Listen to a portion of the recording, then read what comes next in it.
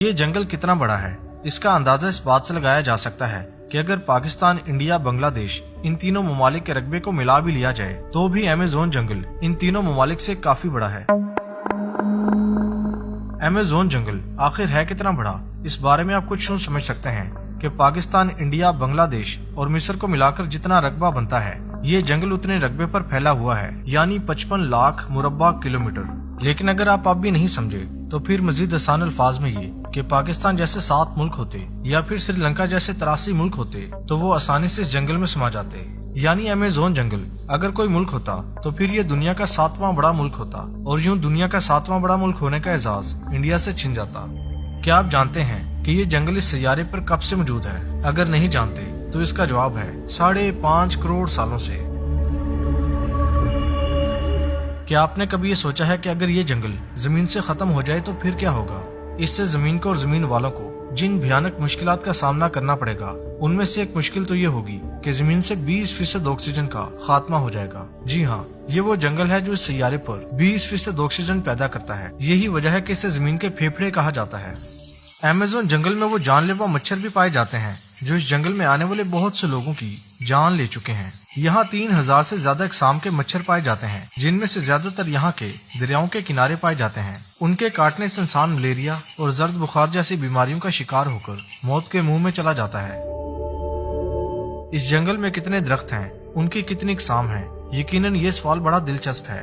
سائنسدانوں کا کہنا ہے کہ وہ یہاں پر درختوں کی 12,000 اقسام دریافت کر چکے ہیں، اور یہاں درختوں کی اب بھی ہزاروں اقسام کا دریافت ہونا باقی ہے۔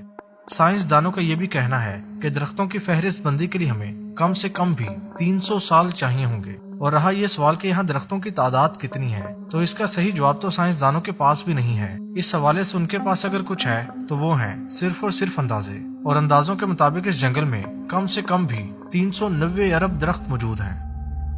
اس حیرت انگیز جنگل میں 3000 سے زیادہ اقسام کے پھل بھی پیدا ہوتے ہیں۔ لیکن کیا آپ جانتے ہیں کہ ایمیزون جنگل میں وہ پھل بھی پیدا ہوتے ہیں جن کے بارے میں دنیا کے بہت سے لوگ جانتے بھی نہیں؟ لیکن یہاں کے 3000 پھلوں میں سے صرف 200 پھل ہی ایسے ہیں جو مغربی دنیا میں بیچے اور استعمال کیے جاتے ہیں۔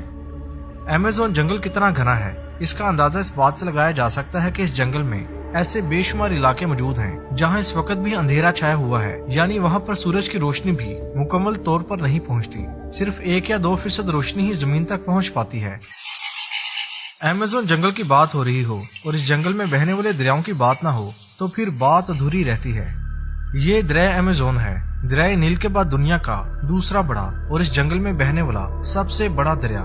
اس کی لمبائی 6400 کلومیٹر ہے، لیکن اگر اس دریا میں پانی کے بہاؤ کی بات کریں تو پھر یہ دنیا کا سب سے بڑا دریا ہے۔ دریائے ایمیزون میں کتنا پانی ہے اس کا اندازہ اس بات سے لگایا جا سکتا ہے کہ امریکہ میں بہنے والے دریائے مسیسپی اور چین کے دریائے یانگزی کا سارا پانی بھی اگر دریائے نیل میں ڈال دیا جائے تو پھر بھی دریائے ایمیزون میں ان تینوں دریاؤں سے زیادہ پانی ہوگا۔ دریائے ایمیزون سے جڑی ایک حقیقت یہ بھی ہے کہ تقریباً 1000 سے زیادہ چھوٹے بڑے دریا اس میں شامل ہو کر اس کے بہاؤ میں اضافہ کرتے ہیں۔ ان 1000 سے زیادہ دریاؤں میں سے 12 دریا تو ایسے ہیں جن کی لمبائی 1500 کلومیٹر سے بھی زیادہ ہے۔